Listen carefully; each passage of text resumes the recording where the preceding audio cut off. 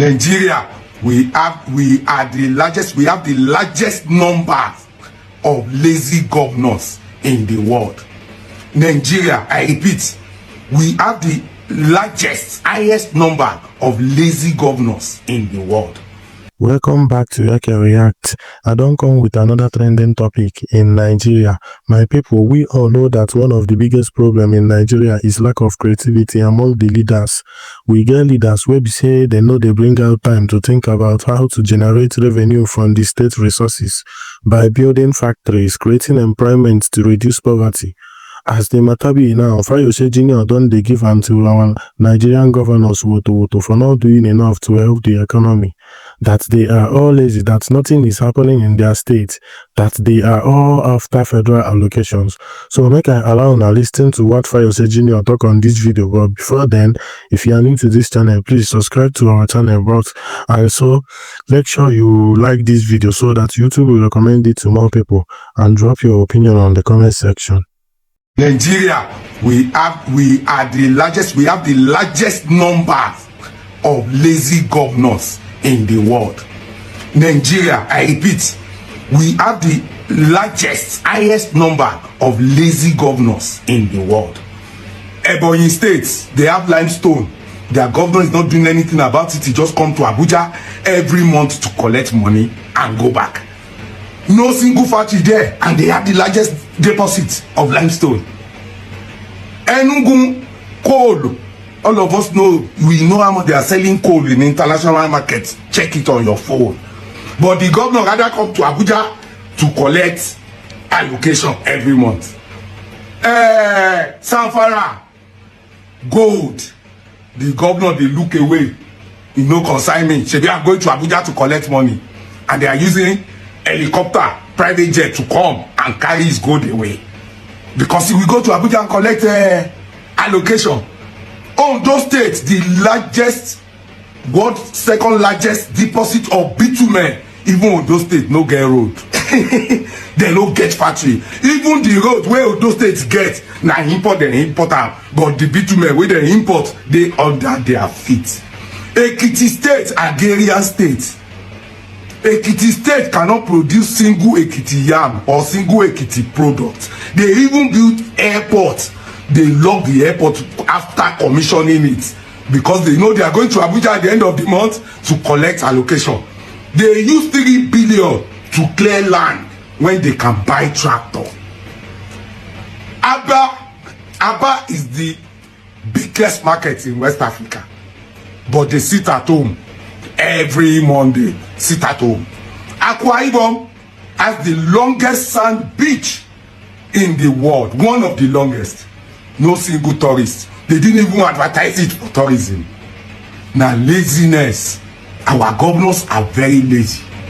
All they know is come to Abuja, collect allocation, bully your local government. President Tinubu, this your tax reform is one of the best. No going back.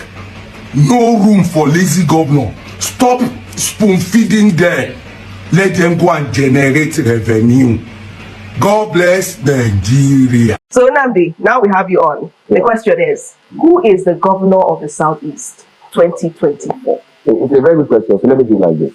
I would, in alphabetical order, so there's no favoritism, run through the 5 states very quickly and give each one its score.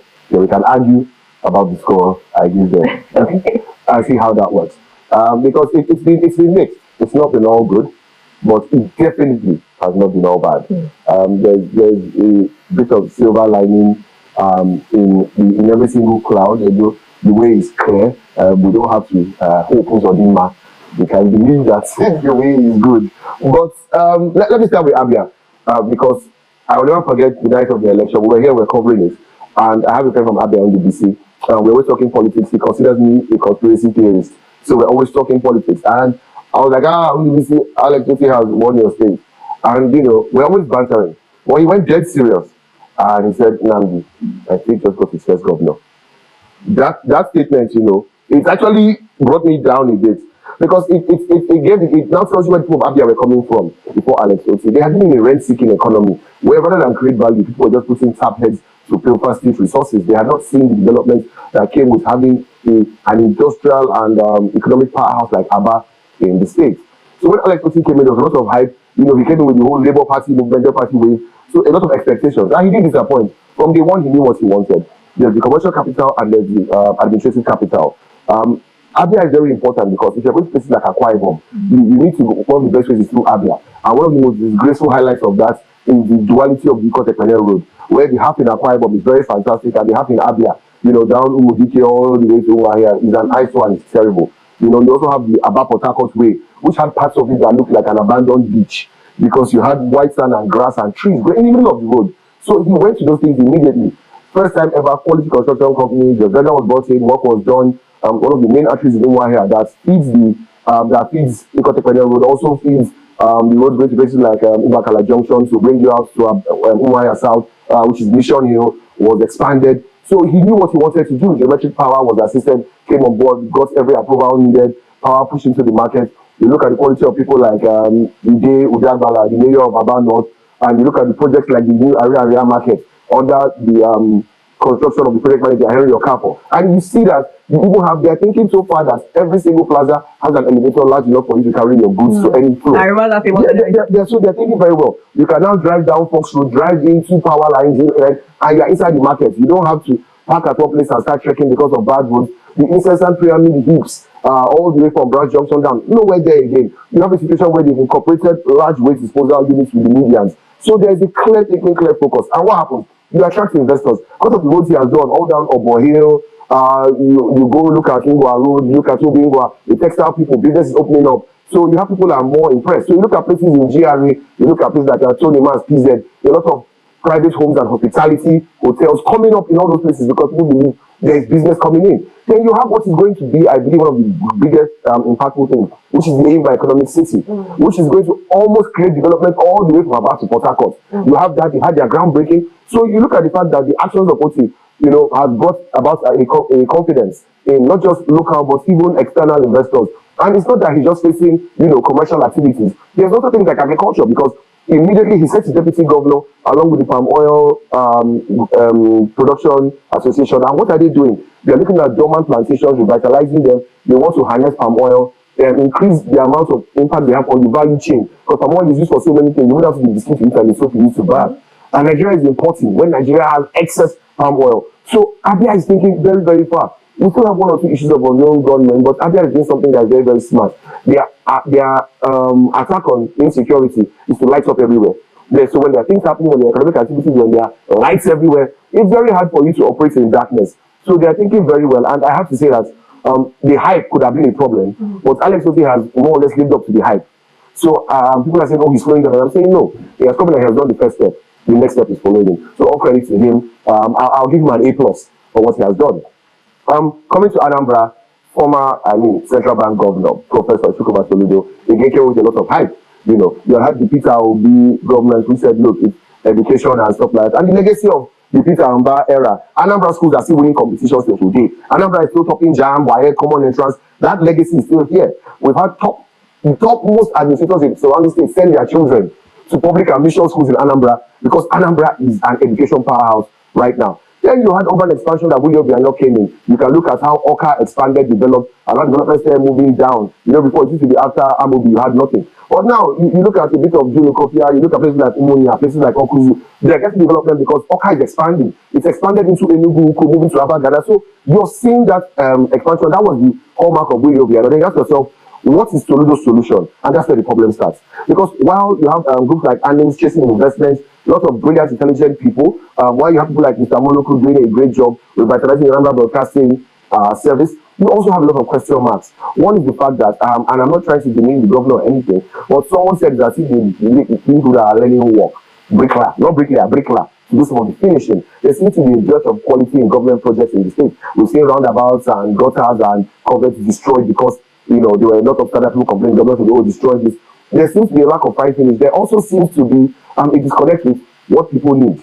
We know that when he came in, like most governors, he identified, just like I said, OT knew what people needed, which was infrastructure, power to boost things. He knew that Anambra needed to generate revenue. Now you have some powerhouses like Inewi and Onitsha. There had to be some synergy. What can I do to make these guys make more money and put some money in the system. They went in the opposite direction. How can we tax these people? Then you now have the Anambra went on the revenue drive.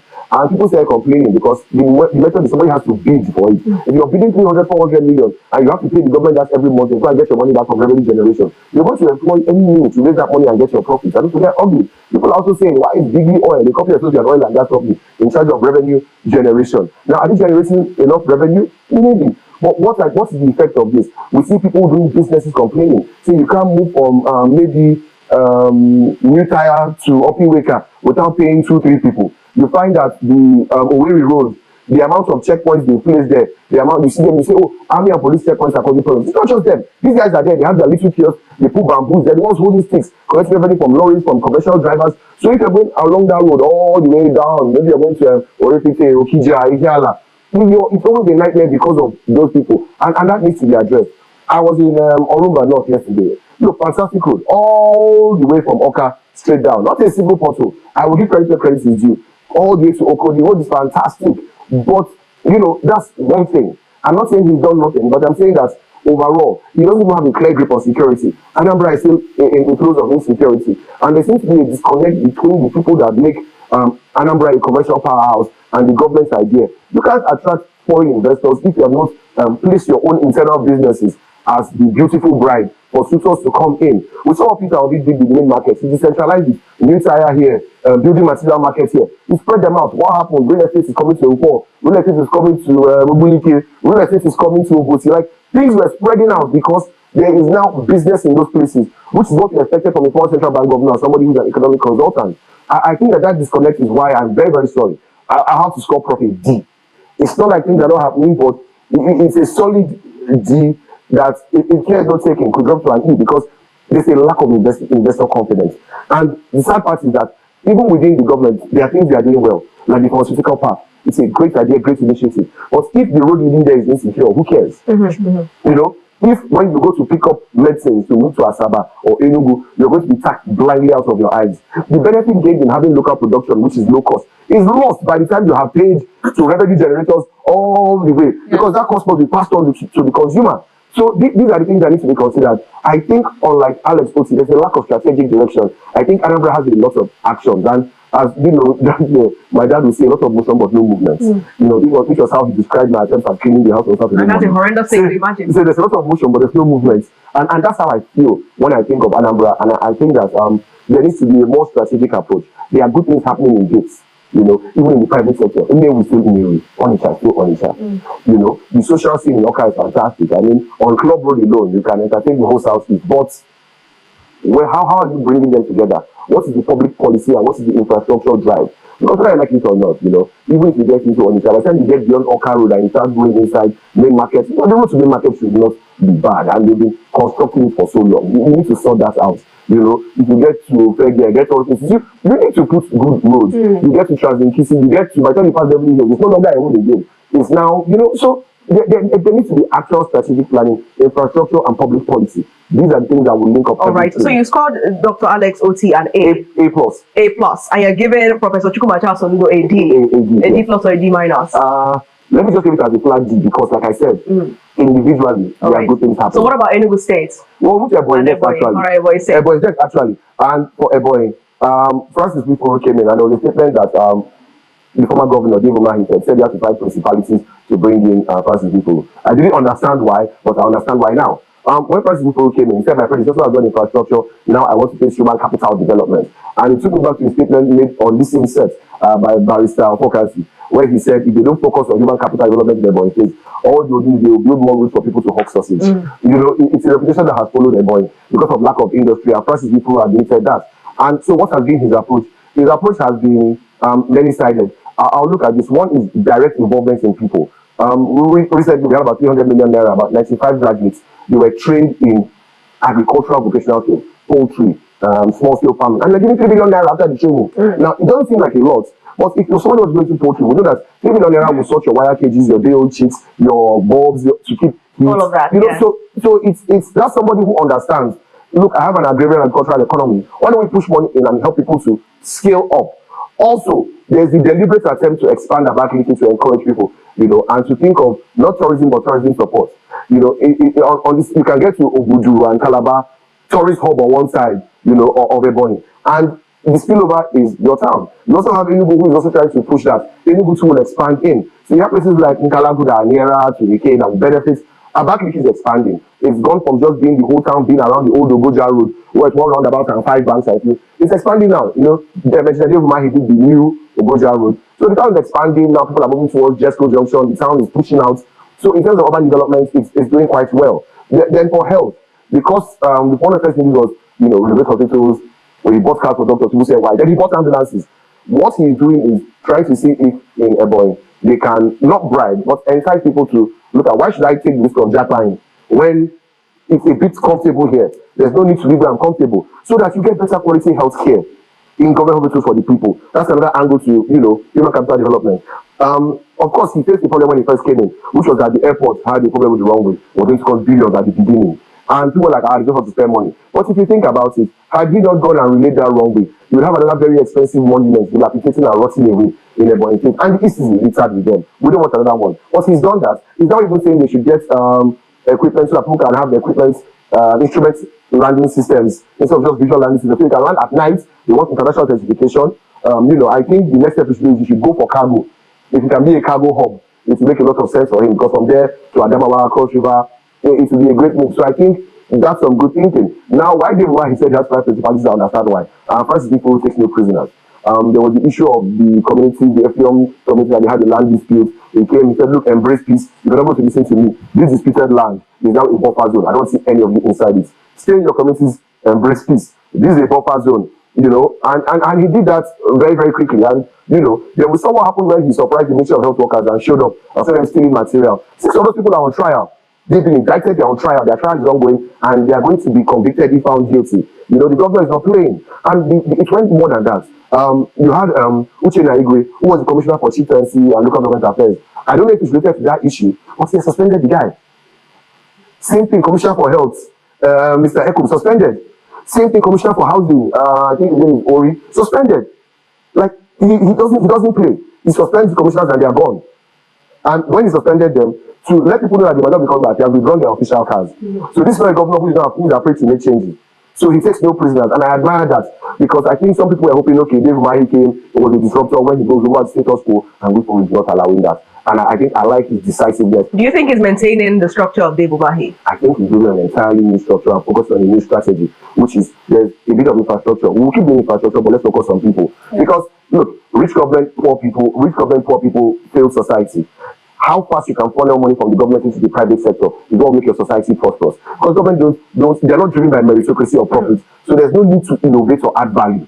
So credit to Francis Wipo, he has done that. The problem with Ebonyi is that Ebonyi seems to be mute. They don't talk. They don't engage the press. Nobody knows what is happening. And if you're not talking, if you don't engage the media, you're not media friendly, you can't even attract the investors that will come in and take advantage Precisely. of this. So that is the main problem with Ebonyi. Ebonyi has not learned how to come out and blow their own trumpet. Look, we're doing this, so come. So there needs to be better communication and media engagement, and also external stakeholder engagement, which I think is where Francis Wipo falls way short, and something needs to be done about that. But I'm going to score him a B+. Because yes, because even though people are not knowing what's happening in Ebonyi, a lot is happening. A lot is happening, and I give him a lot of credit. So we'll come to Tinubu State. I'm here, so what more I can tell you what's going on. When Alex Otti started, he came in immediately and started doing things, and everybody loved it. It's about the other hand seems to be more about having meetings and a lot of handshaking pictures and deals were done. And what's going on? But now there's the problem of the Chinese bamboo that you plant it for like 2 years, it doesn't come out of the ground. Then overnight you can shoot 20 meters in the air. That's what has happened in Enugu. Enugu spent enough time building a proper foundation, and now we see that projects just won't stop. It looked as if it was slow at the beginning, but I think, and I was wondering, I remember when he first came there, tomorrow is here. I'm like, tomorrow is here, kwa. When I was young, my father used to say, tomorrow never comes, do it today. But I would say tomorrow is here. I did not understand what he was talking about. But you look at it now at the same time, we personally, I've seen the construction of smart schools in almost every ward. It's not that I was told, I've been there. We're looking at the construction of roads. I had a friend coming this Christmas, he was at Nike Lake, so good infrastructure and security. We were having drinks and dinner in Nike Lake till past 1 in the morning. Then came into Enugu, did that in December, and I went to drop him back. This cannot happen everywhere in the southeast. Everybody knows the distance between Independence Layout and Nike Lake. People were moving everywhere. When I went to pick it from the airport was choked. And that's what strategic thinking does. because we have cameras, we have the DRS, we have lights everywhere. People feel so safe in Enugu that even people who are not from Enugu spend their Christmas in Enugu. All the hotels, all the shortlets, all the Airbnbs, everything was booked. Everything was sold out. Why? Because people wanted to be in the East for the Christmas, and Enugu became the destination of choice. And that's because Enugu had placed itself in that position. And it's that synergy. So you have good roads, you have security, you have good infrastructure, then you have good idea for aesthetics. The Cultural and Tourism Ministry, we look at the events, we look at decoration. People never understand that aesthetics leave impressions and make people want to come back. And that brings a lot of money into your economy. So because of how they're strategically planned, look, even when he said he wants to drink water in 180 days, and people say, no, it's not possible. People say, oh, there's no water. There is water. Sometimes, and I'm not speaking for government, it pains me to have to say good things about government. I don't enjoy knocking them. But the truth is, I haven't bought water for 4 months. But every time water rushes to my area, you see kekes gathered washing their kekes around busted pipes. We have our own problem, you know. I thought that there might even be some sort of friction between the SA Water and the Commissioner for Water Resources. But the government, in this government, they need to understand their jobs very, very well, you know. And when I say our own problem, I'll talk about some experiences I've had. Dr. Inaman, the Commissioner for Water Resources, you know, he's had issues where he's had to block trucks at MNA. Why? These iron condemned people, we talked about them. What is a lot inside the trucks? It's happened from the water galleries. People are vandalizing and selling them as iron condemned. Whose fault is that? The reason he had to start color coding trucks, because again, we caught some trucks, you know, and I'm privy to that were selling so-called clean drink water to houses, but they were fetching it from these rivers that Transikulu, the one near the car wash at Independence. And who knows how many years that was going on before it was discovered. So, you know, so you have people who are really interested in their jobs, doing their jobs. You have technocrats doing their jobs. And I think for Enugu, the way the team was built, the strategy that Governor Peter Amba uses, and how everything is linked and supporting the next thing, is making a proper viable ecosystem. And it seems as if Enugu is developing together. So it very easily, I will give him an A+. Very, very, very, very easily, because I think like Governor Alex Oti, he came in having to first overcome doubters. Because Alex Oti came in with a different party, breath of fresh air. He came in with the same party, and people are like, more of the same.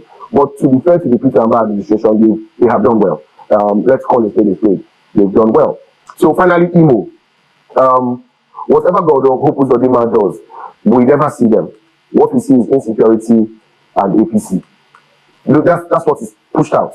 That's what we see. But the truth is, from day one, he was always fighting against the tide. He was not a popular governor. When you win in Supreme Court, the people are not, as far as you're concerned, you are a Supreme Court governor. You are not a choice. And then he was coming after the very, very charismatic and enigmatic Rocha Sokorocha, who is, quote unquote, the people's man. So when you come in with a different mentality, where you're more an action man than a, very outgoing person, the people are suddenly, the indices look very bad. When you went from Oringo City to a city that shut down at 7, you have places that are no-go areas. Right now, the Okigwe on this no-go axis now. There are places you cannot go in there. Yes, people have to go around. I mean, during the elections, we saw our deputy chief correspondent, Emmanuel Wazu, having to almost go undercover to cover elections in the Okigwe. That's an announcement. Whole place was closed down. We also heard from the people there that the Okigwe local government chairman operates from Owerri. So these are the things. And there was also a problem when he first came. He met his security from day one. And people were like, he's fighting with a sledgehammer. And I remember somebody telling me, for every innocent boy that gets killed or gets arrested, he creates a new unknown gunman. But my question was always, what is he meant to do? The problem with Uzodinma had, unfortunately, a lot of it was not of his own making. It's a lack of Southeast regional security synergy. I was happy when they had the Southeast Security Summit, because imagine yourself, you're Governor Uzodinma, and you're pushing insurgents out from the Okigwe axis. But there is no push from Abia, from the Lopanta, Isuchi axis. When you do that and you defend to your border, there's nowhere for them to run. So what you have is they simply displace and move around, because they can run circles around the people. The same thing, you are pushing them out of Olu. Those people pushed out of Olu are the people that have now made Ihala, Okija, all those places ungovernable, almost ungovernable spaces. People from that area, that's basically the city capital of the East. You can't come out in the morning. I have a friend from Ihala. When he has to travel or anything, or when he comes visiting, but the day before he goes back, he leaves his town, so that he can move to the airport or anything anyhow. And it can't continue that. But if Anambra had a security pact, a strategic security agreement with Igbo, it's easy to come from Okija, Ihiala, and push back. And if somebody's pushing from Olu, you stop there. I mean, we see what happens in Ihiala. Rest in peace, King, a senior colleague from Superforce, who was among the people that were kidnapped and was sadly killed at Ihiala recently. Because that's the truth of what happened there. So Hope Uzodinma has the issue that everyone around him is not handling security with the same insecurity, with the same intensity is handling it. The road infrastructure of Owerri and virus is fantastic. Okay, they have good road infrastructure, but nobody knows because nobody is there. It's the first problem. You know, they are doing things like Heartland Fiber. One of my favorite projects of any government is the Okobi that they did in Imo State, One Children, One Business Initiative, where they're trying to create generational wealth by making Umuna sign up as businesses. Because when you're doing agriculture or anything, let's make it a corporate entity. You make money, you get investments, you can now apply for loans. As Umuna in the village doing farming or doing textiles, I think it's people don't have to do rural urban migration to be rich. So Governor Uzodinma, sadly, despite everything he's doing, is going about insecurity. So I would score him a C. A C. All right. I mean, there you have it. And the fantastic assessment. Did you stand in front of the mirror? Did you read? Because it came out so perfectly. You know, you didn't even have to read words. I was expecting an address, an inaugural address. And you just gave us a stand-upper like Emmanuel Wazwe. By the way, was that an announcement? Are we announcing live on TV that Emmanuel Wazwe, yes, Abese has now been promoted to Deputy Chief Correspondent? Yes, we are announcing. I think we should. You and I have had this discussion, so I think we can announce it now. All right, so Emmanuel Wazwe, big congratulations to you. You have just been scored an A++. You are now our Deputy Chief Correspondent. I hope you're watching this. If not, yeah, missed it. You not be upset when the trumpet is being blown. Congratulations, Emmanuel and Nnamdi. This is fantastic. A+ for Governor Alex Oti. Yes. D for Professor Chukwumacha Soludo. Yeah. How did you score? With danger of going down. D for danger. D with danger of going down. Oh, D with danger for going down. Yes. And then we have a B+ for Governor Francis. With possibility of going up. With possibility of going proper up. media engagement and external stakeholder engagement. All right, and then an A+ for Governor Peter Ndubisi of Enugu State, and of course we have a C for Governor Hope Uzodinma of Imo State. Still a lot more work has to be done in Imo because engaging with the media, you know, I could not believe when we were told by the Chief Press Secretary that they did not have room for our correspondents. I have to say that. So how can we have reports from the government house in Imo if we cannot even get I mean, this is someone that we sent for accreditation. Again, strategic thinking. There's nowhere in the world where the only digital satellite television in your region would not be given priority for correspondence in government house. Exactly. How can we be told that there's no room? The person who can tell your story the widest. Yes. I can't even remember the excuse, but I mean, there should be space for a correspondent because we literally send the facilities to them, send them the cameras, everything, ready for work, but no room. Government can never have too much media exposure. Yes. You know, I think coming from the military era, and this is not about Muslim and Nigeria generally, the government prefers to control media than to engage media. And that's a problem that we have to address. Definitely.